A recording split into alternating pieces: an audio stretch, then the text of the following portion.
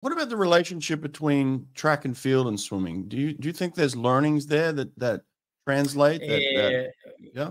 yes, of course. Let's say the main principles of training, monitoring, of building up of periodizations, they are really the same. There is only one very big difference. In swimming, you're working always in a weak environment.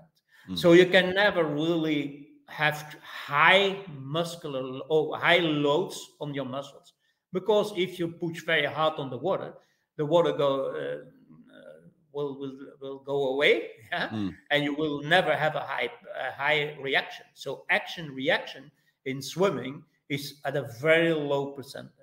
mm, However, if you are running, rowing, or cycling, you have a totally different muscle load, muscle charge of resistance mm, that creates much higher tensions that at the end of the story will also force you to do less on land than in water.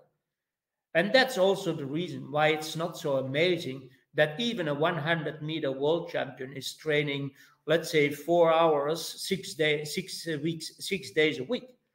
mm, You will never have, let's say, a 100-meter or let's say a 200-meter runner really do the same amount of work in track and field. They will not survive it from a muscular level. Yeah? So the load on the muscles in running is so much higher that you cannot do the same sequence or the same number of sets, etc., not using the same rest. Yeah, in swimming, if people work with 10 or 30 seconds rest, that's already, or let's say that's tradition. There is nearly no training in track and field where people work with 10 or 30 seconds rest.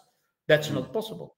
mm, Yeah, so there is a big difference in how to charge muscles in swimming and track and field. That has, of course, its implication on your training program. What But the about if we principle, add tension in terms of resistance? You talked about parachutes and stretch cords and yeah, all these different tools we have. That's going to have an impact then, I'd imagine. yeah, but the impact is relatively small. Yeah, so Right. you never have the same impact in swimming with these devices as you would even have with, let's say, easy running.